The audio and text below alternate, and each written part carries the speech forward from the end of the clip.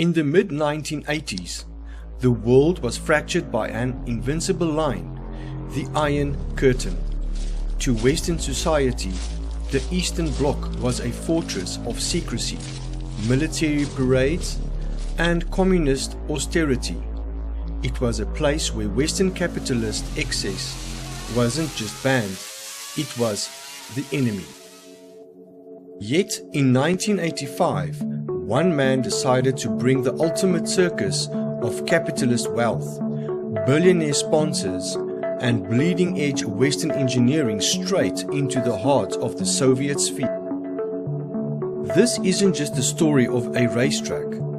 This is the story of a geopolitical heist, a circuit built in an impossible 8 months, plagued by a hidden underground geological trap, and designed so tightly it became known as an outdoor Monaco. Welcome back to VRD History.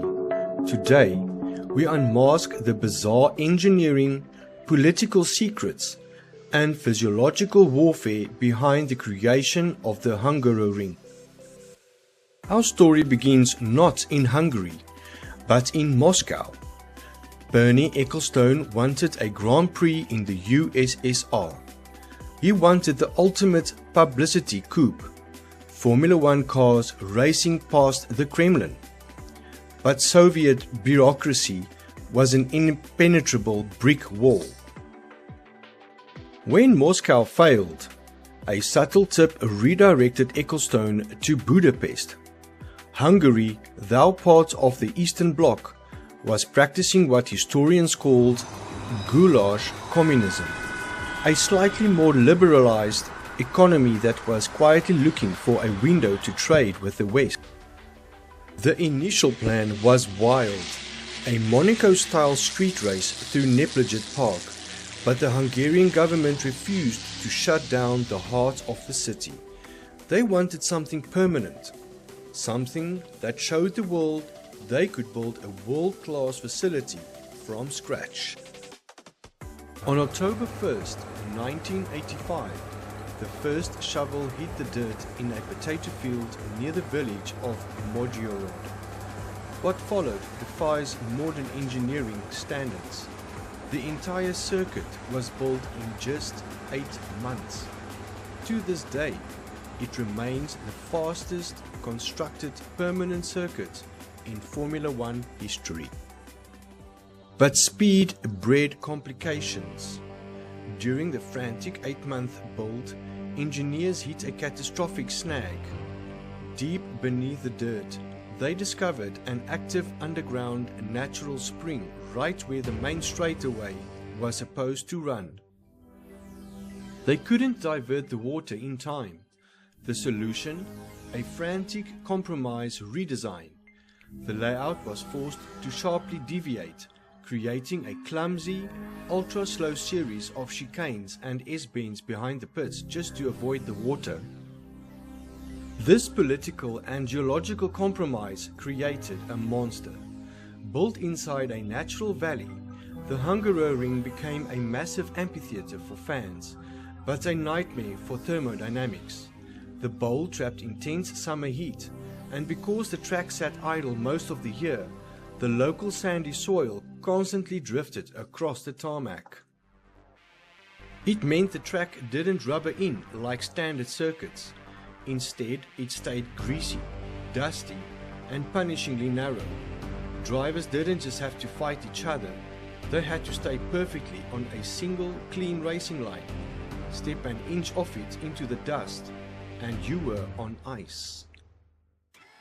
August 10th, 1986. 200,000 spectators from across the Eastern Bloc flooded the hillsides, and the track immediately demanded legendary status. In that inaugural race, Nelson Piquet executed what remains one of the greatest overtakes in motorsport history, sliding his Williams completely sideways on the dusty outer edge of Turn 1 to snatch the lead from Ayrton Senna. Because overtaking was an absolute premium, the Hungaroring became a psychological chess match. It became the place where the impossible happened. It's where a loose wheel nut broke Nigel Mansell's heart at turn 4 in 1987, and where Damon Hill nearly took the absolute underdog victory of the century in a failing Arrows car in 1997. If you wanted to win here, you couldn't rely solely on horsepower. You needed pure mechanical harmony and flawless driver precision. It's exactly why the Hungaroring became the definitive proving ground for first-time winners breaking through the grid. For decades, the layout evolved. In 1989, the underground spring was finally bypassed, removing the awkward chicane. In 2003, the main straight was extended by 200 meters to aid overtaking. But the true transformation happened right before our eyes. A massive $200 million modernization project completely transformed this historic venue into a multifunctional arena. A 19-meter wider paddock, sprawling garages, and a massive main grandstand designed with a brilliant nod to F1 aerodynamics, shaped exactly like a rear wing. But even modern engineering brings unexpected variables. The towering height of this new grandstand structure creates an unprecedented anomaly on the starting grid. Half of the grid remains in dense shadow while the other half bakes in the direct summer sun. A subtle variance in tarmac's temperature that could completely change launch traction off the line. From a secret potato field behind the Iron Curtain to a high-tech masterpiece of modern motorsport, the Hungaroring proved that politics can divide us, but the pure, raw pursuit of speed will always break through the wall. If you love the technical side of motorsport history, hit that subscribe button, leave a comment with your weekend predictions, and we'll see you at the next Apex.